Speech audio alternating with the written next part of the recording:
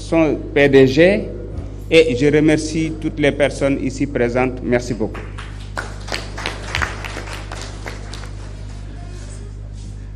Merci beaucoup, El Malik. Je confirme que je suis originaire de Dara, même si je suis né à Dakar. Et je suis originaire de Dara, mais grand-père, je fréquente tout le temps Dara, nous sommes de Dara Mbayène. Voilà, donc je confirme.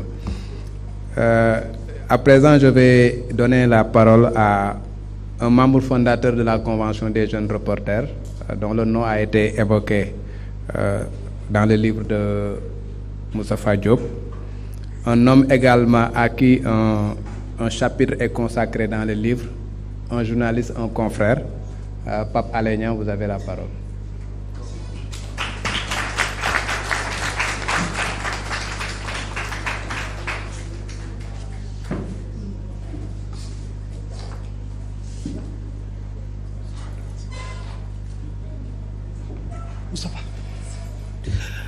Alors, je tenais tout d'abord à saluer toute l'assistance.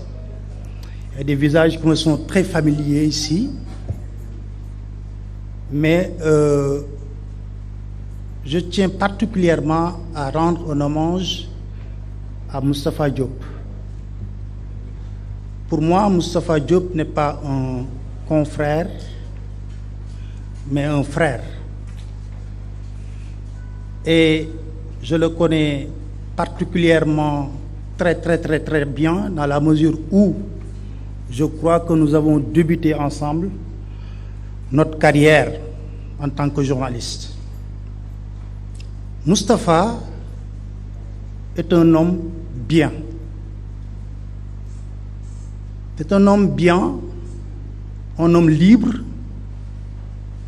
mais un journaliste courageux dans ses prises de position et qui l'assume. Ce qui est très rare présentement. Je pense que nous avons eu avec d'autres frères, Babacar Sow, Ibrahima Lissa Faye, à cheminer ensemble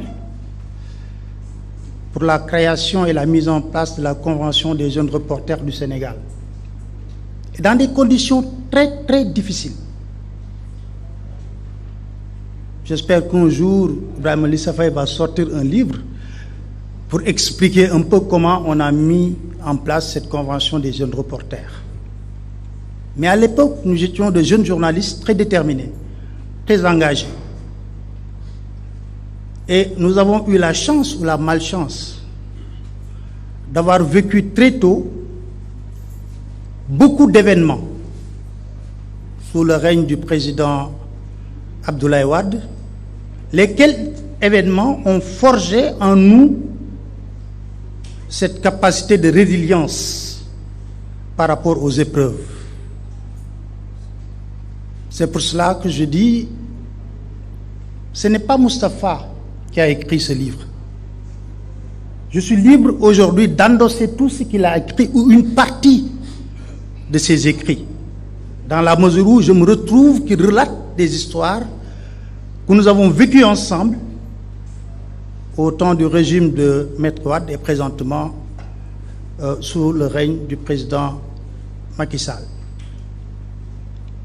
Et le courage de Moustapha, c'est cette capacité, comme l'a dit tantôt quelqu'un, à se lever au-dessus de toute considération pour chercher l'équilibre et être le journaliste qui donne l'information.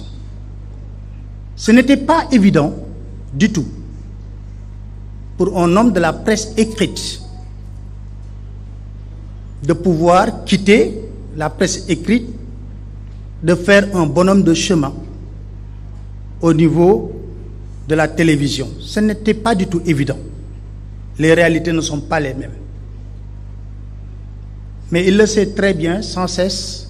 Quand je regarde Walfadjri, je lui envoie des messages textos pour des félicitations, des encouragements. Et il a relevé le défi. Car le groupe Walfadjri a traversé des moments très difficiles. Mais Moustapha a su avec toute l'équipe de Walfadjri,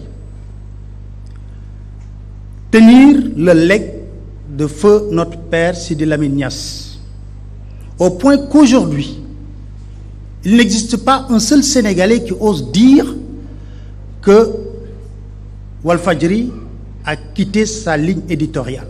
C'est important pour l'histoire. Parce que si tel était le cas, vous aurez profané ce que toujours Sidi Lamine Niasse a pensé, que la presse doit être au service du peuple et non d'un pouvoir. Bravo, chers frères. Je vous félicite pour ce livre. Je sais qu'il y a de la matière encore pour écrire.